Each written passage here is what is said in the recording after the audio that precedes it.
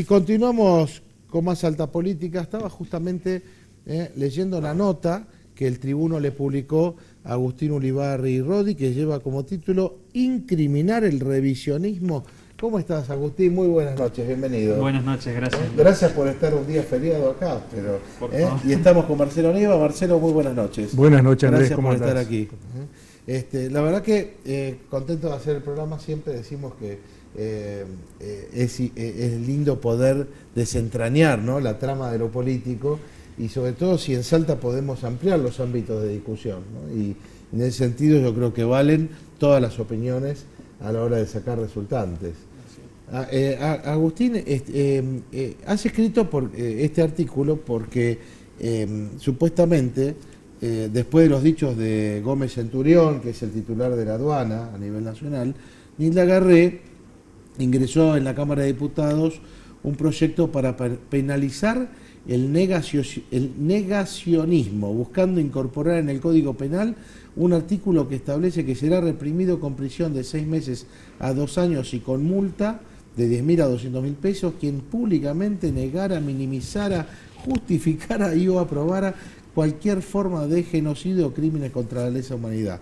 Así es, ¿no? Como surge tu nota. Sí. En este sentido, contanos un poco tu iniciativa. Bueno, justamente después de esos dichos, como dice el artículo, Nilda Garré ingresó en la Cámara de Diputados, se está tratando en una de las comisiones actualmente, y seguramente va a avanzar, supongo, ahora cuando comience el año legislativo. Ordinario. Exactamente. Es muy curioso el proyecto, un proyecto cortito porque establece solamente ese cambio en el Código Penal. Digo, es curioso porque a los fines uno se dice, bueno, lo que quiere es incriminar la exaltación de un delito. Y la exaltación de un delito ya está incriminada en el Código Penal. Es decir, uno tiene la apología del crimen que plantea que si alguien sale y va a defender o a exaltar determinado hecho cometido en cualquier momento y que hay una condena, está la figura de la apología del crimen. Entonces me llamaba la atención qué alcance podría tener este artículo como yendo paralelamente, ¿no? Y ahí es donde me puse a analizar hasta dónde, por ejemplo, es el verbo típico reducir. Podría alcanzar, por ejemplo, al escritor José D'Angelo, que habló del tema de los 30.000 desaparecidos, claro, y que pone en duda... O Luis Labraña, que dice, yo inventé los 30.000 porque claro, estaba exiliado en Holanda, y si decían la verdad que eran 5 o 6.000 en ese momento, claro, no tendría el financiamiento necesario. Claro, entonces uno se pone a pensar y dice, bueno, eso podría entrar en el verbo reducir, y entonces podría haber una pena por un debate o por un revisionismo que sobre una época que hoy, digamos, es muy latente y está muy discutido, digamos, no es un tema no es una página cerrada. A mí me llamó la atención que un hombre joven como vos tuviera esta mirada, porque hay como muchos años de una misma, digamos, de una misma transmisión de un solo relato de la historia, ¿no? Y entonces de golpe, qué importante que si queremos mirar al futuro, tener una mirada más completa, ¿no, Marcelo? ¿Vos también lo ves así? Sí, tal cual, Andrés. Además hay toda una lectura a partir de esa versión oficial, de donde surge una visión negativa para las Fuerzas Armadas, las Fuerzas de Seguridad, provinciales, nacionales, Gendarmería. Volviendo a lo que mencionaba Agustín, lo del delito, tiene una particularidad que es inaceptable en la tipografía del delito, la tipicidad, que sería que no se puede hablar de esa materia, o si se habla de esa materia, que sería la cuestión de la violencia de la década del 70, solo en un determinado sentido, es decir, que no esté de acuerdo con esa versión oficial, incurriría automáticamente en un delito, lo cual es una locura, es inaceptable, no tiene pies ni cabeza. Lo increíble de esto es que hay una agrupación, creo que se llama Concordia, Verdad y Concordia, de abogados, no, que son abogados, sí. que están justamente recorriendo el país pensando en esta mirada de concordia, digamos, donde a lo mejor la misma frase, ni vencedores ni vencidos, algunos la podrían aplicar pensando en una paz social que nos permita no tener hechos, digamos, de de venganza, como ha pasado durante la etapa del kirchnerismo, ¿no? En este sentido, malversando los derechos humanos, haciendo un uso hasta económico de eso, ¿no? Tenemos varios casos acá en Salta, inclusive de abogados que han hecho uso de eso y lo han hecho como una cuestión netamente económica, ¿no? Como una casa de brujas para ganar dinero. Eso ha sido algo tremendo. Creo, señor director, que tenemos un video de dos minutos, ¿así es, Federico? Con imágenes de Afavita, que justamente están ellos en este momento recorriendo el país para que se trate de reconocer las víctimas del terrorismo.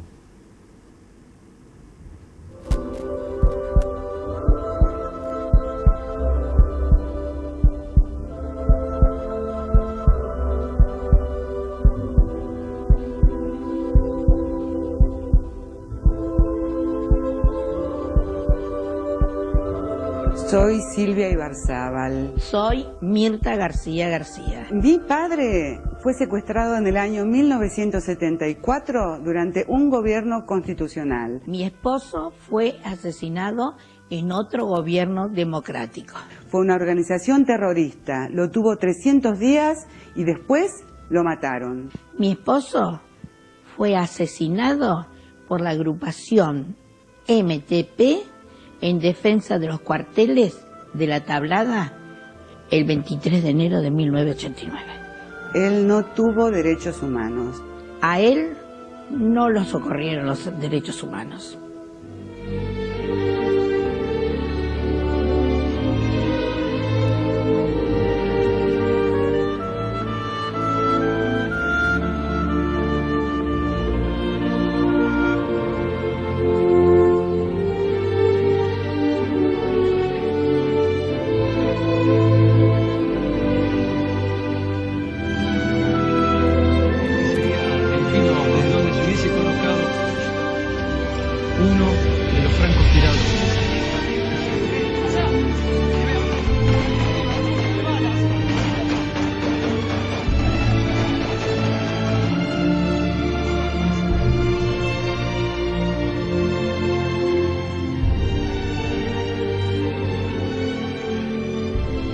Soy Gabriel Mirás. A mí no me tocó pasar por este infierno que escuchamos.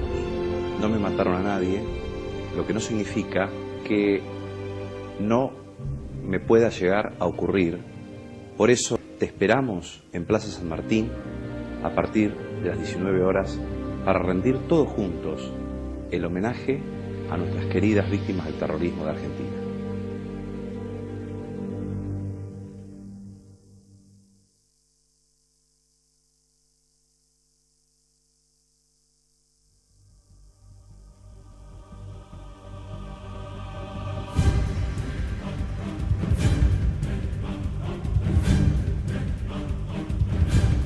Bueno, ahí veíamos, ¿no? En realidad era uno de los anuncios, ¿no? De uno de los primeros encuentros que hacían víctimas del terrorismo en Argentina, porque me gustaría saber, Agustín, tu mirada respecto de que Argentina es el único país que no condena el terrorismo.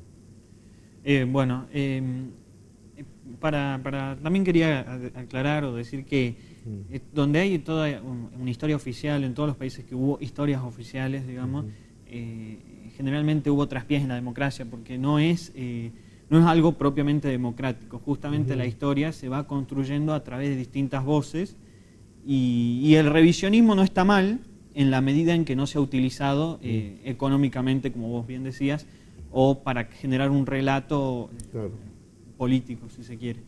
Y con respecto a esta de las víctimas del terrorismo, es así, hay una corriente que plantea que los delitos de lesa humanidad solamente se pueden cometer desde el Estado. Una de las teorías. Exactamente, digamos. Una corriente. Donde dice además que el sujeto pasivo del ataque, es decir, la víctima del ataque, no puede ser alguien que revista Estado militar o policial.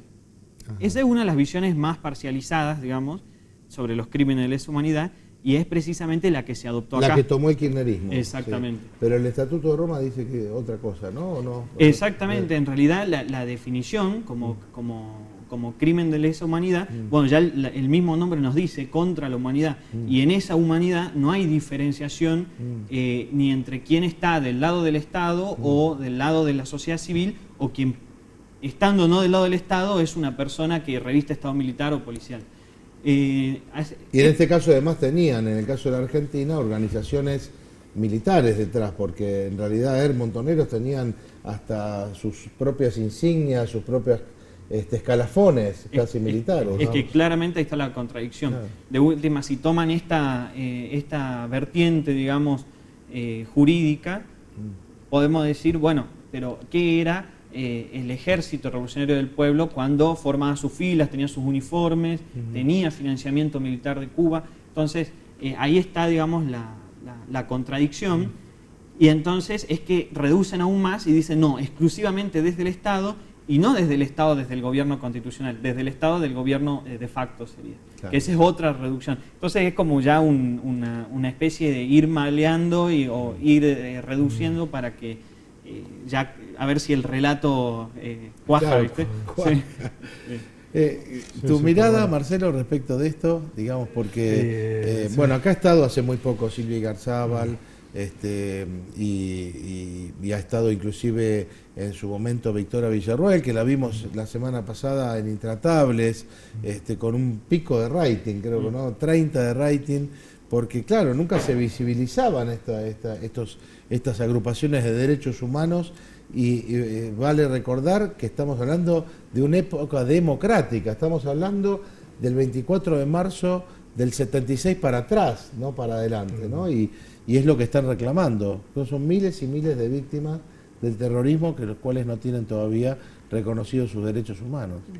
Tal cual como decía Agustín, las fechas están manipuladas políticamente para que pueda ser usada de esa manera por la clase política, justicialismo, radicalismo, quien sea. Y el terrorismo no tiene un sujeto activo determinado, puede venir de las fuerzas estatales, de fuerzas parapoliciales, de una organización de izquierda como los montoneros, que si bien no era una estructura estatal, sí había un Estado atrás, como también señalaba Agustín, que puede ser Cuba, el bloque soviético, quien sea, y además tenía una estructura militar con grados. Pero toda esta clasificación de qué es lo que es delito de lesa humanidad, quiénes responden, los plazos, las fechas, todo está manipulado políticamente. Tal vez la generación nuestra advierte eso y es la que va a tomar la posta para empezar a desentrañar estas cuestiones. Capaz claro, que los más viejos están cansados, no quieren volver a... No, y olvidar el pasado y mirar una Argentina de futuro, ¿no? También. Tal cual. Como decía Luis Labraña, el ex montonero, el único punto de unión, si es que hay entre los argentinos, es en el futuro. Así que hay que apuntar a eso. Sí, ¿no? Una mirada, Agustín, de crecimiento, de progreso, sobre la base, digamos, de una historia que es la que nos tocó, la que existe, pero que se ponga todo arriba de la mesa. Claro. Mirá, te quería agregar una cosita más. Yo hace un ratito dije, digamos, antes en el gobierno constitucional, digamos, no se tomaron los crímenes que se cometieron sino a partir del gobierno de facto. Pero en realidad, actualmente hay personas que revestían estado militar condenadas o procesadas por delitos de lesa humanidad cometidos durante el gobierno constitucional. El problema es que ahí entra otra contradicción, a decir, ¿dónde están o qué categoría o dónde entran los funcionarios civiles que manejaban el gobierno constitucional, sino que en definitiva mandaban o les daban las órdenes a los al ejército, a las Fuerzas Armadas, ¿no? De hecho, Ítalo Luder, que fue el que firmó el famoso decreto, él fue convocado como testigo en las causas y no como imputado, ¿no? por haber firmado el decreto. Así que bueno, yo creo que todo pasa por una cuestión política y quizás la realidad es que los juicios ya se están terminando y la realidad que ya se está de a poquito dejando atrás también todo ese tema, y quizás lo mejor también sea cerrar la herida y avanzar. Y mirar para adelante. Hay un caso muy paradigmático que tiene que ver con, en Tucumán, ¿no? El operativo Independencia bajo una ley nacional, la 20.840. Entonces el gobierno kirchnerista desconoce una ley nacional y hace una interpretación de la historia a su manera, y arma, ¿no?, la causa operativa de independencia, algo realmente tremendo, una falacia, una contradicción total desde todo punto de vista. Y bueno, hoy gracias a Dios, bueno, con el cambio de gobierno, digamos, los jueces han tenido otra... Es tremendo esto, ¿no?, que los jueces tengan que fallar o opinar respecto de un tema según el color político que esté gobernando. Esto es realmente también muy triste, pero los que han padecido esto en Tucumán todavía, bueno, no ha terminado. Es parte de algo que tiene que en el corto plazo terminar. Sí, hay un cambio de criterio judicial, se nota en la Cámara Federal de Casación Penal, se notó por ahí un poco ese cambio de criterio en alguna de las salas. ¿Qué es el cambio de criterio? Que no existe un doble estándar. Hoy los procesados por delito de lesa humanidad, por ejemplo, si solicitan una prisión domiciliaria, no se lo analiza como se analiza un procesado de otro delito penal común. ¿Sí? Hay como un doble estándar, como un derecho penal y un derecho de lesa humanidad. Sí. Bueno, eso es lo que se está eliminando, eso sí es notorio. Y el otro tema, creo que es importante ponerlo arriba de la mesa, Marcelo, lo hemos charlado muchas veces, es cómo la Argentina, adhiriendo a los tratados internacionales, los ha usado generalmente en función de las víctimas, delincuentes, ¿no? Me refiero, y no así con los presos políticos que todavía tiene la Argentina. Y eso es otro de las grandes deudas que todavía tenemos. Presos políticos que no tienen la posibilidad de juicio, ni hay pruebas, digamos. Sin embargo, por un hecho político, el kirchnerismo ha obrado en consecuencia de eso. Y hablo no solo de militares, hablo de muchos civiles, ¿no?, que están presos todavía. Sí, así es. Bueno, y viene acompañado también de un reclamo social, o también viene acompañado del apoyo también de la sociedad que dio pie a esta política, ¿no? Marcelo, ibas a decir algo.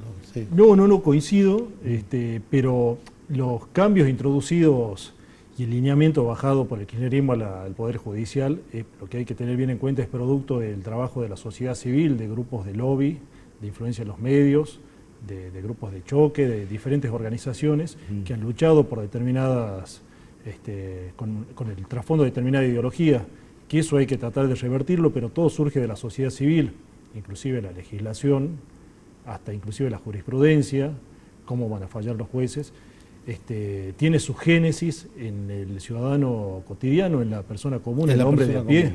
Así que esa es otra tarea que tenemos los ciudadanos para empezar a hacer, a influir y empezar a revertir, a comenzar con este contrarrelato del que vos hablaste varias veces, para volver a poner las cosas en orden. En su lugar. Muchas gracias, Marcelo. Muchas gracias, Agustín. Gracias. Y bueno, siempre animarte a que la gente joven se vaya metiendo en la política, que es importante que ampliemos los ámbitos de debate. Así que muchísimas gracias. Muchas gracias. Bueno, nos tenemos que despedir, como siempre, agradeciendo a la gente de Orán, Rosario de la Frontera y a todos los que a lo largo y a lo ancho de nuestra Salta nos acompañan, a Javier Cornejo y a mí, aquí en Alta Política. Que tengan una muy buena semana. Nos volvemos a ver, si Dios quiere, el martes próximo.